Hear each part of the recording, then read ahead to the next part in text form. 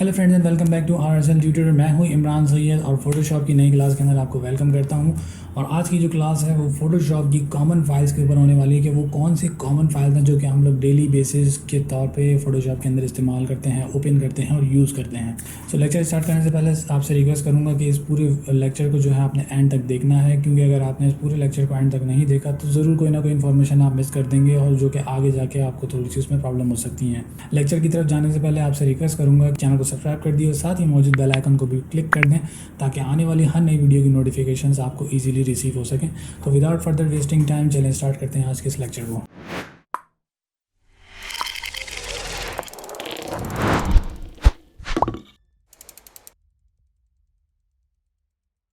और यहाँ पर सबसे पहला काम जो हम लोग करने वाले हैं, मैं आपको बता दूं कि मैंने एक फ़ोल्डर बना के रखा है कॉमन फाइल फॉर्मेट्स के नाम से। इसको ओपन कर लेते हैं और यहाँ पर आप चेक कर होंगे कि 4 फाइल्स जो हैं हमारे पास यहाँ पे अवेलेबल हैं। सबसे इंपॉर्टेंट चीज़ जो मैं आपको बता दूं कि इसके एक्सटेंशंस क्या होते हैं हमारे कॉमन फाइल्स के, जो मैंने यहाँ पे 4 फाइल्स रखी हैं। जो मेन फाइल है हमारे पास फोटोशॉप की, जो कि बाय डिफ़ॉल्ट फाइल होती है फोटोशॉप की, उसका एक्सटेंशन आपके पास होता है .psd। उसके बाद हमारे पास सेकंड फाइल होती है .jpeg, jpeg और jpg के नाम से हमारे पास ये अक्सर मौजूद होती है। इसी तरीके से हमारा जो थर्ड फॉर्मेट होता है वो होता है .png, जो कि हमारे पास पोर्टेबल नेटवर्क ग्राफिक्स के नाम से जानी जाती है। और लास्ट में हमारे पास एक जो कॉमन फाइल है वो है पीडीएफ बेसिकली बहुत सारी चीज़ों में इस्तेमाल होती है, आगे चल के बताऊँगा। सबसे पहले हम डिस्कस कर लेते हैं फ़ोटोशॉप की जो मेन बाय डिफ़ॉल्ट फाइल है उसको, और उसको ओपन कर लेते हैं। सबसे पहले हम अपने फ़ोटोशॉप के अंदर, जब आप PSD फॉर्मेट फाइल को अपने फ़ोटोशॉप के अंदर ओपन करते हैं तो ये ध्यान में रखिएगा, जो मेन मकसद है PSD का वो ये है कि ये लेयर्ड फाइल के ऊपर मौजूद होती है। मतलब आप कोई भी PSD फाइल को अपने फ़ोटोशॉप के अंदर ओपन करेंगे तो ये फैक्ट है कि उस फाइल के अंदर आपके पास लेयर्स ज़रूर मौजूद होती हैं। तो इस PSD फाइल को जैसे कि हमने ओपन किया है और यहाँ पे आप चेक कर रहे होंगे डिफरेंट टाइप्स की जो है वो लेयर्स आपके पास यहाँ पर मौजूद हैं। और इन लेयर्स के ऊपर आप काम करते हुए अपने इस पूरे डॉक्यूमेंट को एडिट कर सकते हैं। सो PSD का सबसे इम्पॉर्टेंट काम जो ये होता है कि आपके पास लेयर्ड फाइल मौजूद होती है और वो एडिटेबल होती है। उसके अंदर आप इजीली जो है कुछ भी चेंज कर सकते हैं। The main use of PSD is कि ये एक लेयर्ड फाइल होती है और इसके अंदर जितनी भी फाइल्स होती हैं वो आपके पास एडिटेबल पोजीशन में होती है और आप अपने ग्राफिक्स को इजीली एडिट कर सकते हो लेयर्स के ऊपर काम करते हुए। PSD को जब भी आप सेव करने लगेंगे तो ये आपसे कोई और एक्सटेंशन नहीं मांगेगा, डायरेक्टली ये आपकी फ़ाइल को जो है वो PSD के ऊपर ओवरराइट कर देता है जब भी आप फोटोशॉप की फ़ाइल को सेव करेंगे।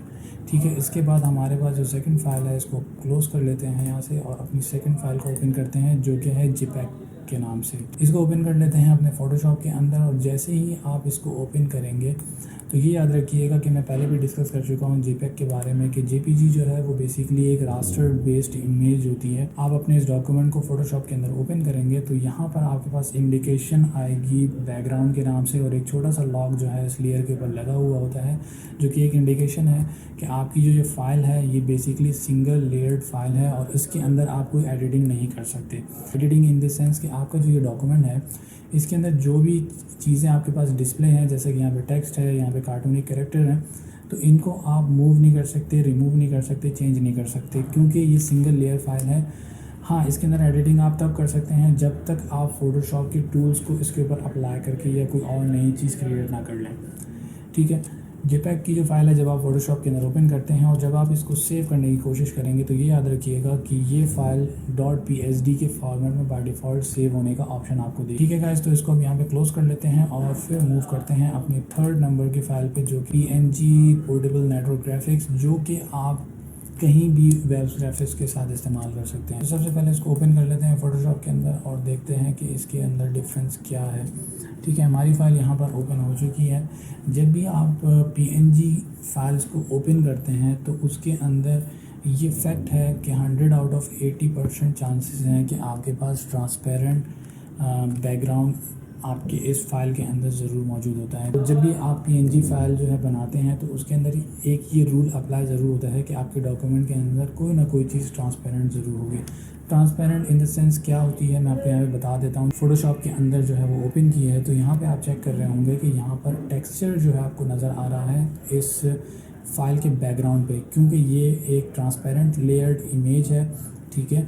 और इसका बैकग्राउंड जो है उसमें कुछ भी चीज़ यहाँ पे अवेलेबल नहीं है, तो इसलिए यहाँ पर ग्रे एंड वाइट बॉक्सेस का टेक्सचर जो है वो आपको यहाँ पर नज़र आ रहा है। ये PNG फाइल का सबसे इम्पॉर्टेंट और हैंडफुल यूज़ ये है कि आप PNG फाइल को किसी भी वेब ग्राफिक्स के अंदर इजीली यूज़ कर सकते हैं, कहीं पर भी इसको किसी भी इमेज के ऊपर अप्लाई कर सकते हैं इजीली।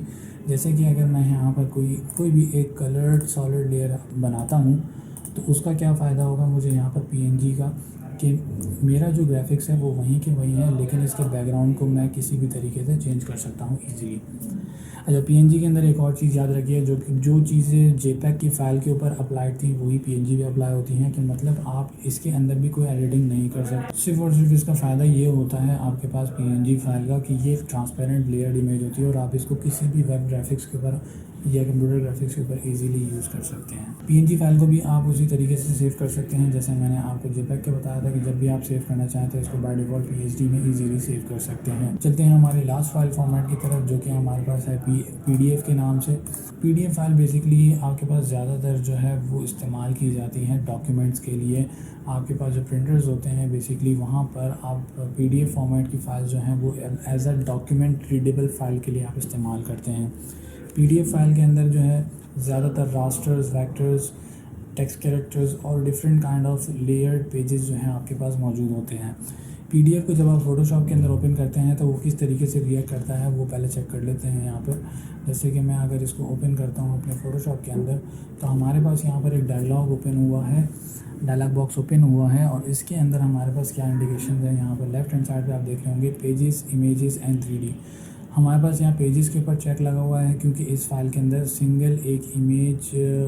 एक पेज जो है वो अवेलेबल है और उस पेज के अंदर एक JPEG का फ्लायर जो हमने बनाया था वो यहाँ पर मौजूद है, ठीक है। इसी तरीके से इमेजेस भी जो हैं आप इंपोर्ट कर सकते हैं, अगर जितनी भी इमेजेस हैं सिर्फ वो हम इंपोर्ट करके दे दें, लेकिन हम सिर्फ फ़िलहाल इसको पेजेस पे रखेंगे। और यहाँ पे आप चेक कर रहे होंगे डिफरेंट टाइप ऑफ ऑप्शन मौजूद हैं, जिसमें पेज ऑप्शन के अंदर हमारे पास नेम है, क्रॉप टू है और उसके अलावा जो हमारे पास इमेज के साइजेस जो हैं वो अवेलेबल हैं।